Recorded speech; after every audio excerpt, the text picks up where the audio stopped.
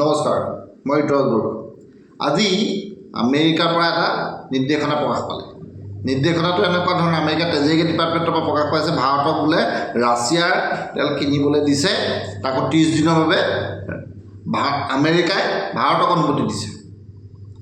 ভাৰতক, কথাটো আপোনালোকে ঠিকেই শুনিছে যে ভাৰতক অনুমতি দিছে আমেৰিকাই ৰাছিয়াৰ অইল কিনিব। ভাৰত এখন সাৰ্বভৌম গণতান্ত্ৰিক ৰাষ্ট্ৰ, ভাৰতৰ নিজৰ সাৰ্বভৌমত্ব আছে।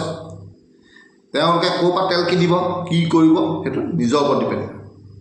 এইটো বেলেগে কোনো ক'ব নালাগে আমাক যে আমি ক'ৰ পৰা তেল কিনিম। কিন্তু ভাৰতৰ অৱস্থাটো এতিয়া 56 ইঞ্চি আমাৰ বিশ্বগুৰু বোলে, বিশ্বগুৰু দেশত এতিয়া গৈ পেলাই লোকে, আমেৰিকাই আমাক ভাৰতক অৰ্ডাৰ দিছে, তোমালোকে 30 দিনৰ কাৰণে ৰাছিয়াৰ অইল কিনিব পাৰিবা। ইয়াৰ আগতো কিবা কিবি এনেকুৱা ধৰণৰ ঘটনা ঘটি গৈছে যে আমুকৰ পৰা অইল কিনিবা, আমুকৰ পৰা অইল নিকিনিবা। আমাৰ দেশেও এইখিনি কৰি আছে। এনেকৈ এইটো দেশৰ সাৰ্বভৌমত্বত কুঠাৰাঘাত হয় নহয়? আপোনালোকে কি বুলি ভাবে কথাটো যে আমেৰিকাই ভাৰতক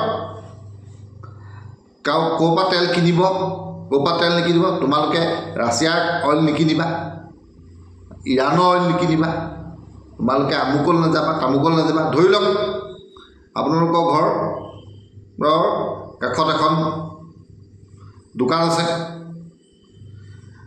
আৰু অকণমান দূৰত এখন দোকান আছে। আপুনি ইখন দোকানত, অকণমান দূৰত থকা দোকানখনত আপোনাৰ সস্তা কিনিবলৈ বা তেনেকুৱা ধৰণৰ, আপুনি যোনখন সস্তা পাইছে আপুনি তালৈকে নাযাব।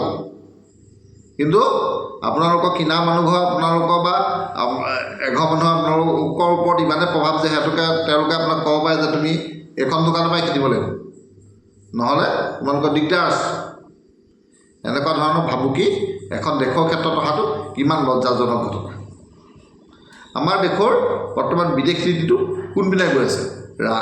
আমেৰিকাই ভাৰতক ক'ব পাৰে নেকি যে তোমালোকে আমাৰ তেল কিনিবা, ৰাছিয়াৰ তেল নিকিনিবা, ইৰাণৰ তেল নিকিনিবা?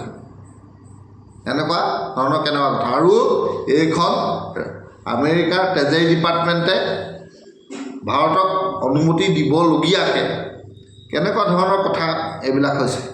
দেশৰ এটা স্বতন্ত্ৰ বিদেশ নীতি ধ্বংস হৈ গৈছে নেকি? আপোনালোকে এই ক্ষেত্ৰত কি বুলি ভাবে যে এইটো ভাল হৈছে নে বেয়া হৈছে? আমি বিশ্বগুৰু হ'বলৈ গৈ আছোঁ নে বেলেগ কাৰোবাৰ তলতীয়া হৈ গৈ আছোঁ? এইটো সকলোৱে বিবেচনা কৰা উচিত। আপোনালোকৰ মতামত কমেণ্ট ছেকশ্যনত জনাব পাৰিব। ধন্যবাদ।